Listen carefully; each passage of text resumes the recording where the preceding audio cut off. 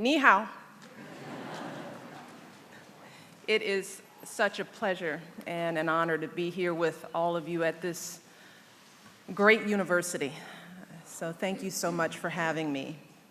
Now, before I get started today, on behalf of myself and my husband, I just want to say a very few brief words about Malaysia Airlines Flight 370.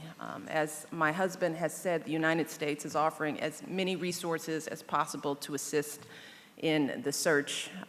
And please know that we are keeping all of the families and loved ones of those on this flight in our thoughts and in our prayers at this very difficult time. Now with that, I want to start by recognizing our new ambassador to China, Ambassador Baucus, President Wang, Chairman Zhu, Vice President Li, Director Cuellar, Professor Ooi, and the Stanford Center, President Sexton from New York University, which is an excellent study abroad program in Shanghai, and John Thornton, Director of the Global Leadership Program at Tsinghua University. Thank you all for joining us. But most of all, I want to thank all of the students who are here today. And I particularly want to thank Eric Schaefer and Zhu Xuanhao for that extraordinary English and Chinese introduction. That was a powerful symbol of everything that I want to talk with you about today. See, by learning each other's languages and by showing such curiosity and respect for each other's culture, Mr. Schaefer and Ms. Zhu and all of you are building bridges of understanding that will lead to so much more. And I'm here today because I know that our future depends on connections like these among young people like you across the globe. Now that's why when my husband and I travel abroad, we don't just visit palaces and parliaments and meet with heads of state.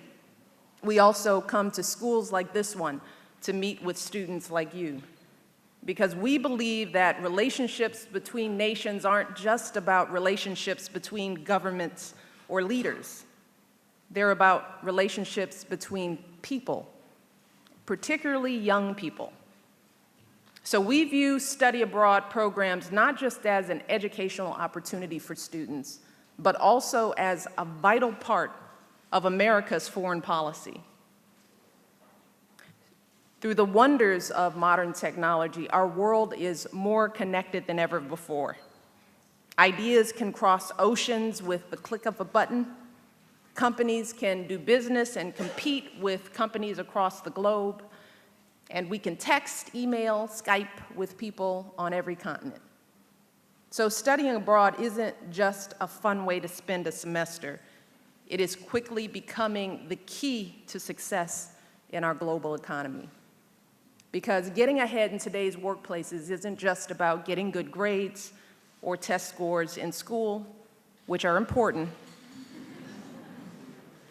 It's also about having real experience with the world beyond your borders. Experience with languages, cultures, and societies very different from your own. Or as the Chinese saying goes, it is better to travel 10,000 miles than to read 10,000 books. But let's be clear, studying abroad is about so much more than improving your own future. It's also about shaping the future of your countries and of the world we all share. Because when it comes to the defining challenges of our time, whether it's climate change or economic opportunity or the spread of nuclear weapons, these are shared challenges. And no one country can confront them alone. The only way forward is together. That's why it is so important for young people like you to live and study in each other's countries, because that's how you develop that habit of cooperation. You do it by immersing yourself in one another's culture, by learning each other's stories, by getting past the stereotypes and misconceptions that too often divide us. That's how you come to understand how much we all share That's how you realize that we all have a stake in each other's success, that cures discovered here in Beijing could save lives in America, that clean energy technologies from Silicon Valley in California could improve the environment here in China, that the architecture of an ancient temple in Xi'an could inspire the design of new buildings in Dallas or Detroit. And that's when the connections you make as classmates or lab mates can blossom into something more. That's what happened when Abigail Copeland became an American Fulbright Scholar here at Peking University. She and her colleagues published papers together in top science journals, and they built research partnerships that lasted long after they returned to their home countries. And Professor Neo Ku from Peking University was a Fulbright scholar in the US last year, and he reported, and this is a quote from him, he said, "The most memorable experiences were with my American friends." These lasting bonds represent the true value of studying abroad. And I am thrilled that more and more students are getting this opportunity. As you've heard, China is currently the 5th most popular destination for Americans studying abroad. And today, the highest number of exchange students in the US are from China. But still, too many students never have this chance. And some that do are hesitant to take it. They may feel like studying abroad is only for wealthy students or students from certain kinds of universities. Or they may think to themselves, well, that sounds fun, but how will it be useful in my life? And believe me, I understand where these young people are coming from because I felt the same way back when I was in college. See, I come from a working class family, and it never occurred to me to study abroad, never.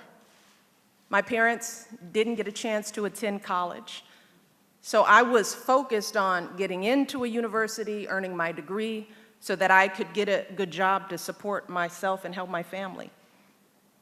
And I know for a lot of young people like me who are struggling to afford a regular semester of school, paying for plane tickets or living expenses halfway around the world just isn't possible. And that's not acceptable, because study abroad shouldn't just be for students from certain backgrounds. Our hope is to build connections between people of all races and socioeconomic backgrounds, because it is that diversity that truly will change the face of our relationships.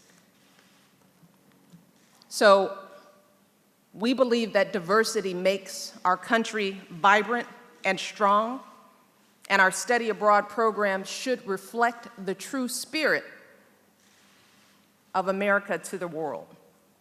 And that's why when my husband visited China back in 2009, he announced the 100,000 Strong Initiative to increase the number and diversity of American students studying in China. And this year, as we mark the 35th anniversary of the normalization of relationships between our two countries, the US government actually supports more American students in China than in any other country in the world.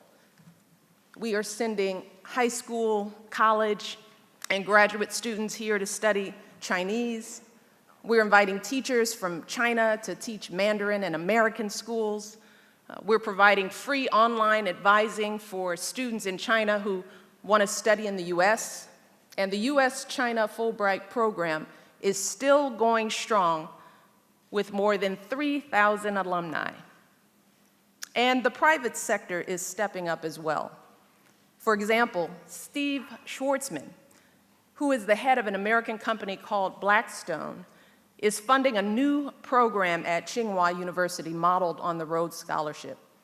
And today, students from all kinds of backgrounds are studying here in China. Take the example of Royal Nicholson, who's from Cleveland, Ohio. She attends New York University's program in Shanghai.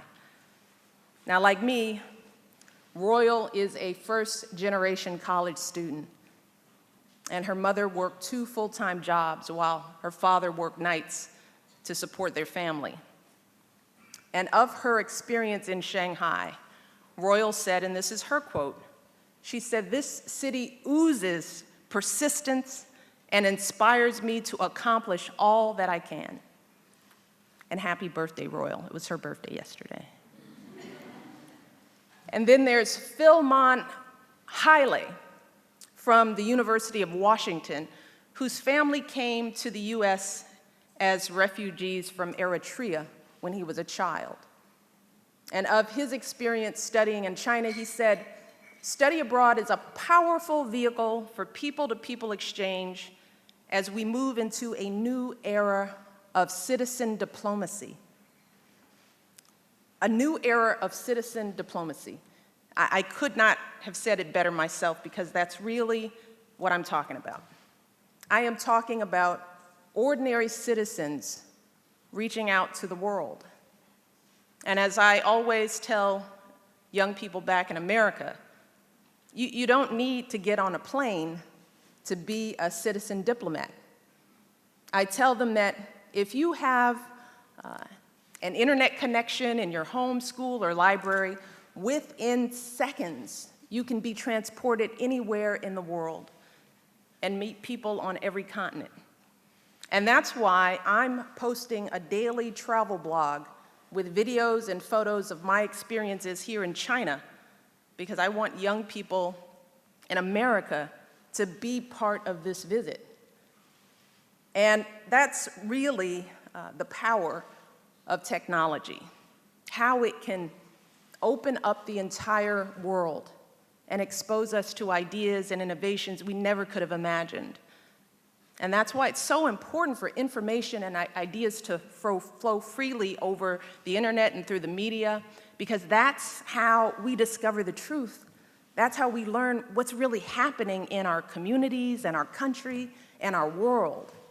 And that's how we decide which values and ideas we think are best, by questioning and debating them vigorously, by listening to all sides of an argument, and by judging for ourselves. And believe me, I know how this can be a messy and frustrating process. My husband and I are on the receiving end of plenty of questioning and criticism from our media and our fellow citizens. And it's not always easy, but we wouldn't trade it for anything in the world. Because time and again, we have seen that countries are stronger and more prosperous when the voices of and opinions of all their citizens can be heard. And as my husband has said, we respect the uniqueness of other cultures and societies, but when it comes to expressing yourself freely and worshiping as you choose and having open access to information, we believe those universal rights, they are universal rights that are the birthright of every person on this planet. We believe that all people deserve the opportunity to fulfill their highest potential, as I was able to do in the United States. And as you learn about new cultures and form new friendships during your time here in China and in the United States, all of you are the living, breathing embodiment of those values. So I guarantee you that in studying abroad, you're not just changing your own life, you are changing the lives of everyone you meet. And as the great American President John F. Kennedy once said about foreign students studying in the US, he said, "I think they teach more than they learn." And that is just as true of young Americans who study abroad. All of you are America's best face and China's best face to the world. You truly are. Every day you show the world your country's energy and creativity and optimism and unwavering belief in the future.